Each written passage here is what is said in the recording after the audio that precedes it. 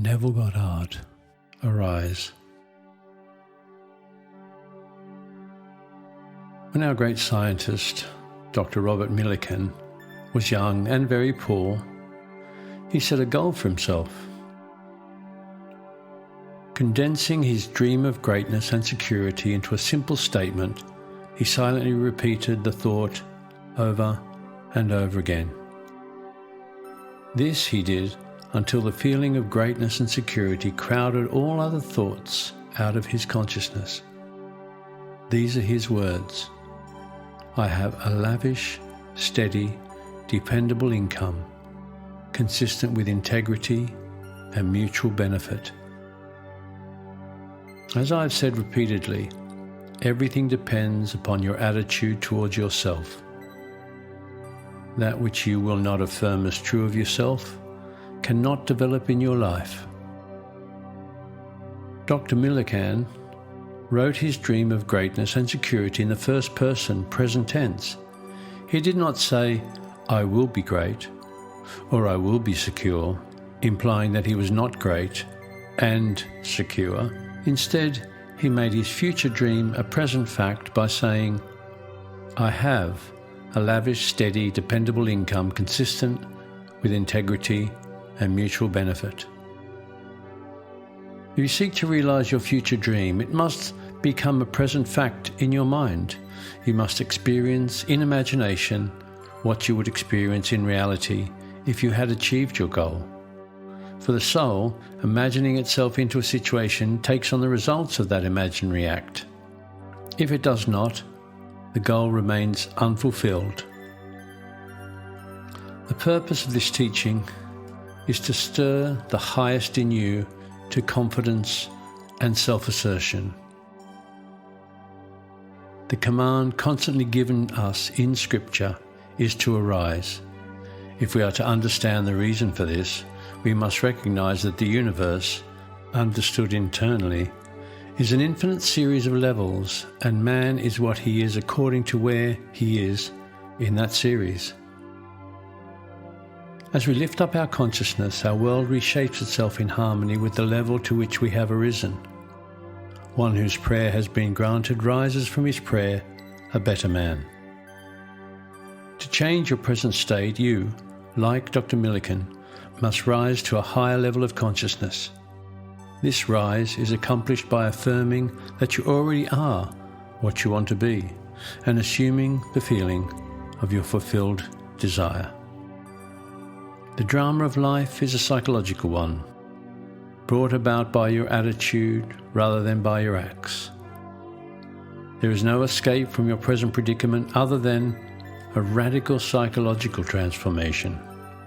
Everything depends upon your attitude towards yourself, as that which you will not affirm as true of yourself will not develop in your life. The meek men of the Gospels are not the proverbial poor, grovelling doormats as meek man is generally conceived to be, but the Dr. Millikans of the world who, while poor and unproven, dare to assume wealth and greatness. These are the men who inherit the earth. Any concept of self less than the best robs you, and the promise is, blessed are the meek, for they shall inherit the earth. In the original text, the word translated meek means tamed, as a wild animal is tamed. A tamed mind may be likened to a pruned vine, of which it is said, behold this vine, I found it a wild tree, whose wanton strength had swollen into irregular twigs. But I pruned the plant, and it grew temperate in its vain expense of useless leaves, and knotted as you see into these clean, full clusters to repay the hand that wisely wounded it. A meek man is so self-disciplined he sees only the finest and thinks only the best. He is the one who fulfills the statement, whatsoever things are true, whatsoever things are honest, whatsoever things are just, whatsoever things are pure, whatsoever things are lovely, whatsoever things are of good report, if there be any virtue, and if there be any praise, think on these things.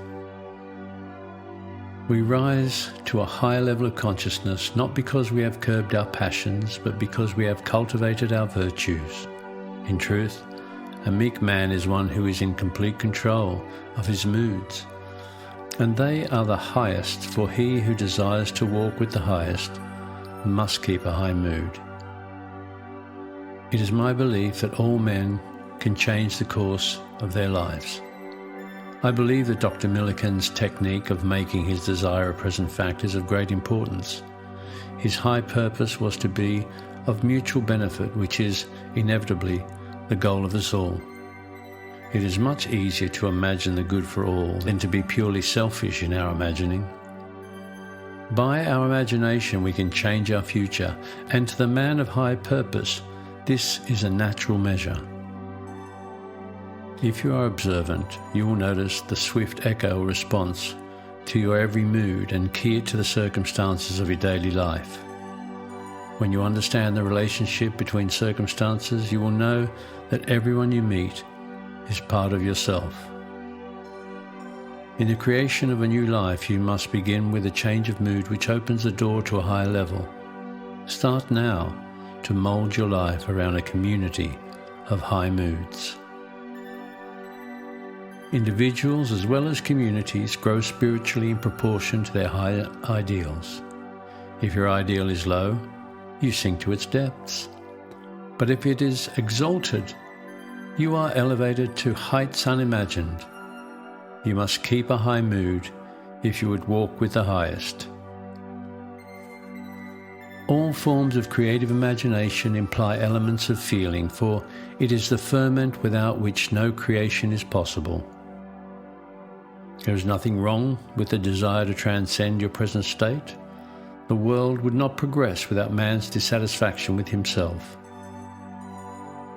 It is natural to seek a more beautiful personal life. It is right to wish for greater understanding, health and security. This is so beautifully stated in the 16th chapter of the book of John. Heretofore you have asked nothing in my name. Ask, and you shall receive, that your joy may be full.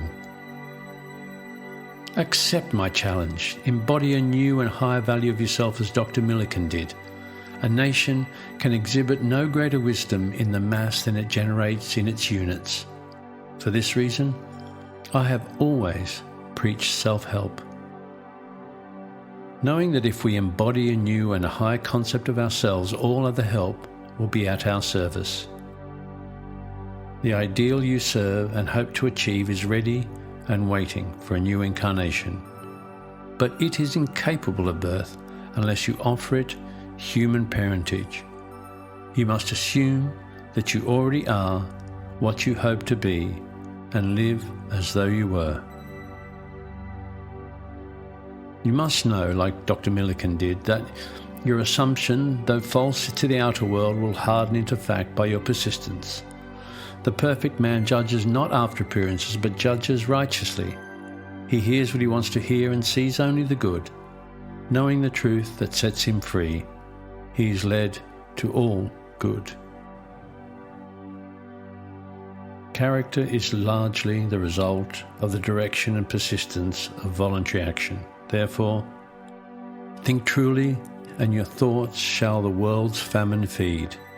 Speak truly, and each word shall be a fruitful seed. Live truly, and your life shall be a great and noble creed.